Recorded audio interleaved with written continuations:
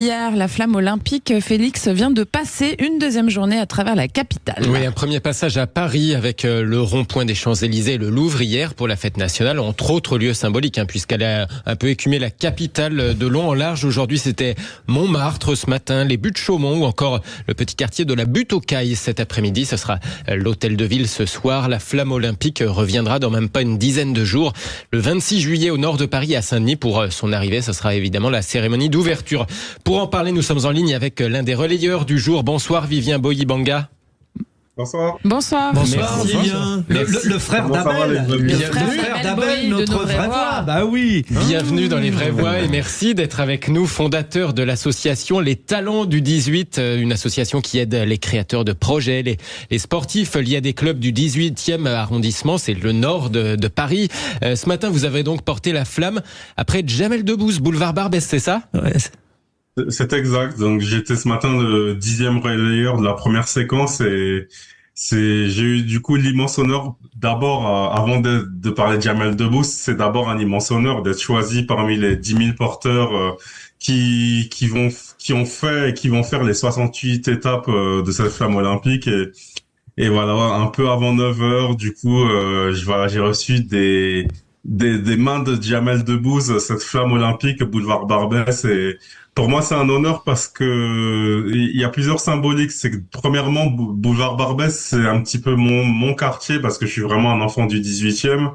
Et deuxièmement, dans la symbolique, ce qui était assez intéressant pour moi, c'est que finalement, j'étais un peu le relayeur qui faisait un peu la jonction entre plusieurs quartiers. Je partais de Barbès jusqu'à Montmartre. Donc finalement, c'était un petit peu moi ce qui m'anime beaucoup, c'est-à-dire rassembler les gens. Et je trouvais que cette journée olympique, elle rassemble bien les gens. Elle est vraiment très agréable. Elle n'est pas encore terminée, faut le rappeler aux auditeurs. Et en plus, au moment du passage, il était en direct sur France 2. Ouais. Il a fait de l'audience. Ça fait du bien à entendre quand même aussi, parce qu'on entend beaucoup de gens se plaindre, mais quand on entend quelqu'un comme vous, Vivien, parler avec plaisir de ce relais de la flamme, bon, ça fait du baume au cœur, quoi. Oui, après il faut voir le positif, c'est-à-dire que les jeux c'est quand même pour moi une source d'opportunité.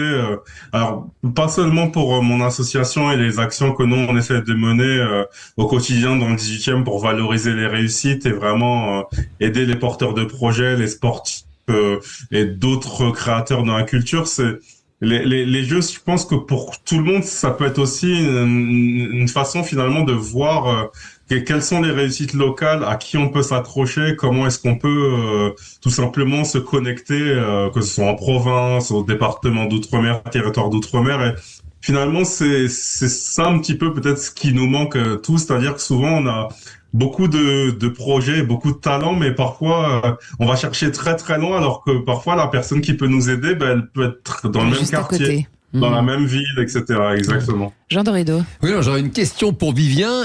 Deux questions même. Est-ce qu'il y avait une folle ambiance à Barbès ce matin pour la flamme? Est-ce que la foule était en liesse? Et puis une autre question, vous qui êtes sportif, quelle est votre prédiction en termes de médailles pour la France lors de ces JO?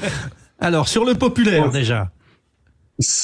Alors, ça a été une vraie réussite et pour le coup, même pour moi, c'est une interrogation parce que faut le rappeler, l'étape a démarré dans le 18e à 8h10 à Porte de la Chapelle et pour le coup, je me demandais comment tôt le matin, en plus un lundi matin où beaucoup de gens vont travailler, comment est-ce que ça allait se passer? Finalement, il y a eu vraiment beaucoup de monde et pour expliquer en quelques secondes, c'est que nous, on a été amenés en bus, les relayeurs, on était déposés chacun à nos points de passage et à chaque fois qu'on était déposés, on tombait sur beaucoup d'individus qui voulaient faire des photos avec nous rencontrer, connaître notre parcours et du coup, moi qui étais au point d'après et qui attendait au milieu du boulevard Barbès et Jamel en bas, nous, ça a été vraiment un très gros engouement avec beaucoup de gens qui ont ouvert leurs fenêtres, des gens qui ont attendu pour prendre leur métro, certains pour aller au travail et je pense même qu'il y a certains patrons qui ont dû voir leur salarié arriver en retard à cause de nous. Donc ça,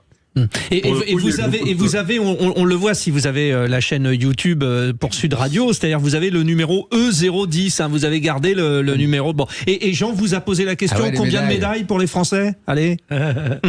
Alors, dans la question, est-ce que c'est important le nombre de médailles ou le classement? Parce que c'est bien. Alors dans le top 5 ou pas dans le top 5? Qui seront les premiers? Voilà. Bah, les premiers, malheureusement, Team USA, ils ont une très grosse densité d'athlètes et je pense je m'attends pas à ce qu'on puisse les battre, surtout dans les sports individuels où vraiment ils savent récolter beaucoup de médailles. Moi, je pense qu'à domicile, déjà, je vais miser sur un record français. Alors, quand je parle de record, c'est un petit peu dans l'ère moderne. Alors, Rio, de mémoire, c'était 41. Et Tokyo, c'était autour de 40. J'ai plus le chiffre exact. Donc, allez, on va dire, je vais dire plus de 50, mais bien sûr, je suis très optimiste. Une petite troisième place derrière les Américains et les Chinois. Bruno Pomar. Moi, je suis très content d'entendre ce jeune homme parler de façon positive. Encore une fois, on a un superbe événement.